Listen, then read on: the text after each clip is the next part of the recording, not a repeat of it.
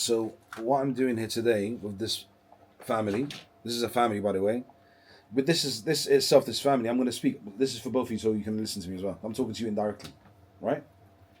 So the brothers, the family here, it's a very hard session. It's a very intense session for them. Very intense. For them, I'm talking about the human being, okay? I'm not talking about the jinn. I'm not talking about the jinn. So just so you all know, I'm not praising myself. I'm not trying to make out, oh, it's really hard for the jinn. No. It's really hard for this family here. Why? Because number one, I'm not talking to the jinn. I'm not speaking to the jinn. I'm not listening to the jinn. And that leaves them in a state of uncertainty, like what is happening, what is going on. And that is very, very hard. Okay? If I was to speak to the jinn now and the jinn was to speak back to me, the jinn is going to give a message. Please, everyone, I don't think this has ever been done. All right? This has never been done on a live or even... So just to say, take what I'm saying seriously and listen very carefully, okay?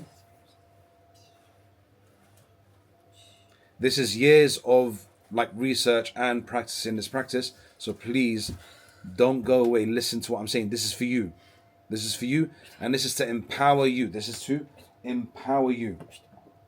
How am I going to empower you? It's by giving you this information.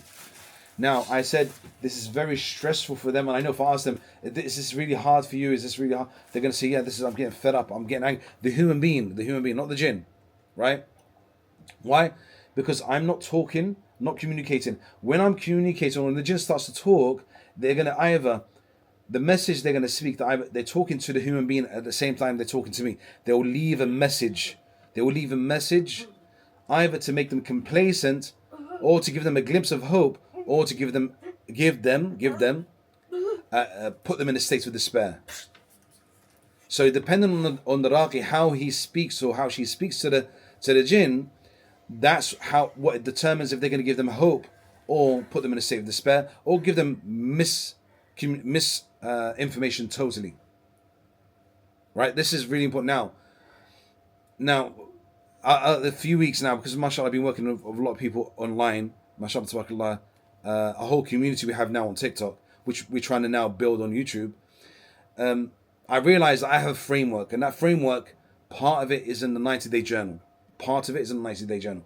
But the other part is that I don't speak about in lives. I speak about that in privately because I take that as it's like how can I say, it's like this is from one place.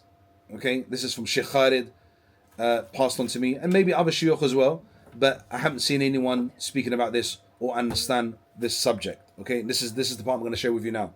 Okay, this framework is taking control. Now, those in community, this is for you on TikTok. When you're listening to the Ruqyah, you've all picked up. I know over the months you've all picked up taking control. What do we take control in? Answer the question. Are you dizzy? Huh? Okay, you don't have to answer. Take control of physically, mentally, and then emotionally. These are the 3 steps of you taking control. Now, when you ever go to a raqi, you could always ask them, what is your framework on the steps of healing? Now, do you understand this question? A lot of, and I'm only saying this so why? So the raqis can step up and start learning. It's not just about you reciting the Quran, making dua, and just leaving it like that, because they're still, you know this, as a raqi, you know this, I know this, they want answers. The clients want answers. They don't care. They don't care about your belief. They care about answers. Let's be honest with you. Let's just be honest. They don't care that you're going to commit shirk or you're going to lie. They want an answer. Do I have siḥr? Do I have ayn? What type of jinn do I have? They want answers. Who done the siḥr? They want answers. So instead of you putting yourself in a very silly or very awkward situation where you're going to start lying and guessing, have a framework for healing. So if all of you agree, please give me a comment saying that you agree with what I'm saying. A framework, and the framework is taking control. Physically, taking control. Mentally, taking control. Emotionally. And then you say to them, why in that order? Because I've given you an order. I gave it in that order. then you know that Raqi knows what he's doing. Now, by all means, you can go to any Raqi that can recite on you, as long as he's according to the Quran and Sunnah, and he doesn't lie. So as long as he's not lying. And that's what I've been doing with my clients. I've been teaching them. So if they go anywhere, they'll be teaching the other Raqis to pass on the information.